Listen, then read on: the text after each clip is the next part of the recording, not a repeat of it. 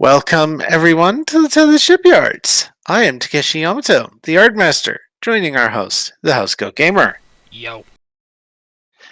Today, we are looking at the next Star Wars craft, the Y-Wing.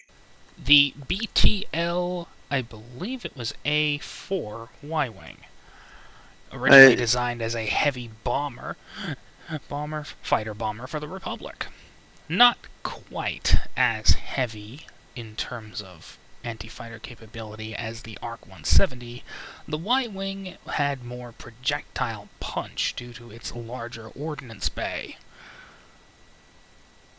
The craft was also a two-seater, with a bubble turret for anti-fighter defense, and a pair of nose-mounted laser cannons. Later refits, however, replaced the bubble turret with an ion cannon, though it retained the second-seat gunner. However, this particular bomber was not exactly useful with the Tarkin Doctrine, and as such was replaced with the TIE Bomber.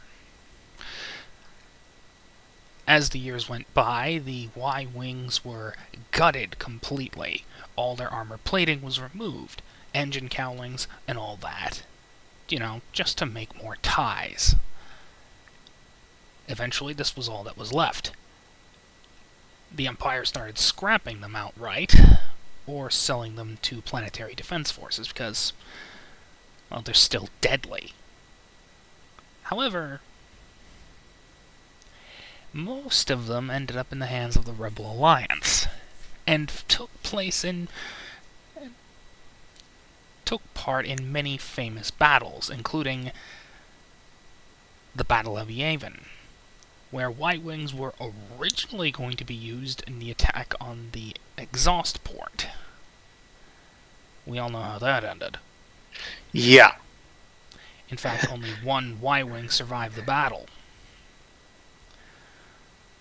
It was eventually decided to phase out the Y-Wing in favor of, well, the K-Wing, which was effectively the Y-Wing on steroids. However, the X-Wing would continue starting to supplant it in that role, because dedicated bombers were just pointless. Yeah. However, as Take is statting this thing, I would like to point out that I personally believe this is actually the better anti-Trek fighter. Right. Not the X-Wing. The reason is simple. Its ordnance launcher. It has more torpedoes than the X-Wing ever could.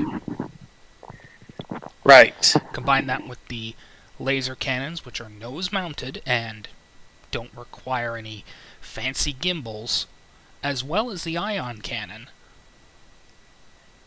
and you have something that could effectively take on ships from the Trekverse a lot more easily. Plus, this thing has heavier shielding than the X-Wing ever could. Yeah. Not quite runabout status, but it would give most shuttles and probably some starships the run for its money.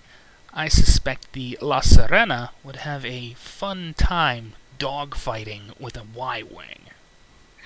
Right. So, stat-wise, you're thinking this would be a shuttle instead of a runabout? I was waffling between the two. Yes, it would definitely be a shuttle, but most of its power would definitely be dedicated towards its structure, and maybe, I'm not entirely sure about engines. All I know is it would have heavy shielding and a lot of punch. Right. I'll just put comms, computers, and sensors at 3 each for both versions.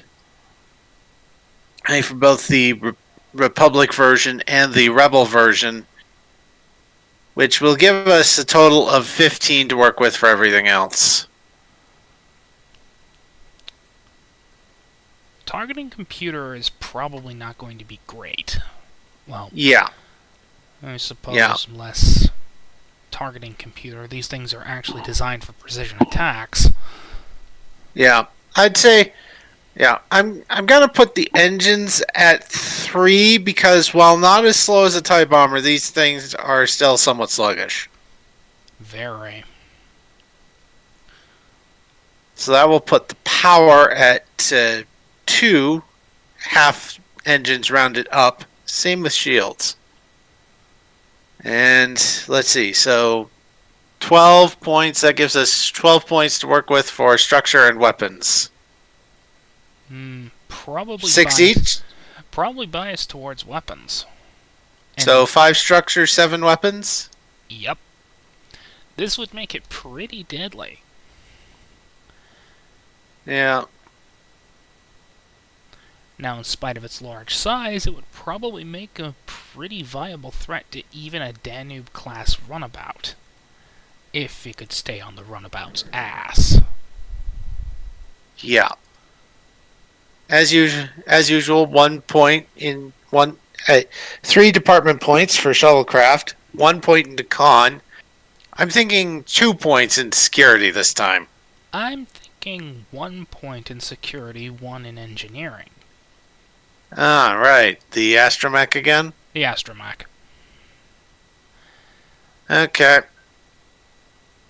And this old warhorse just won't die. Yeah. And we'll give it the same talent and 2 of the same special rules as the X-Wing.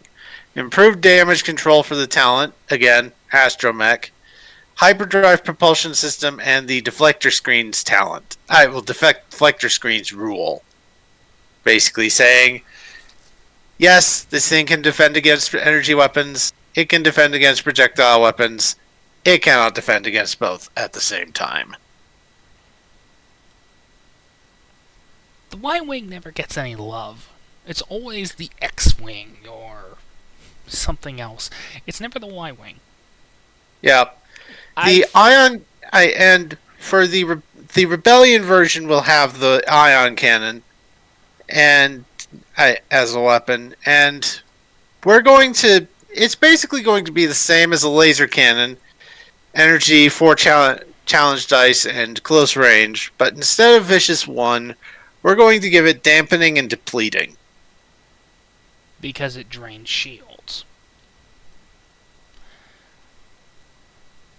And overloads technology in general. Probably not as effective against Trek ships. As effective, they still suffer overloads. That's why consoles explode all the time. Yeah. First person to say, use surge dampeners. They get overwhelmed. Christ, use your head. Yeah.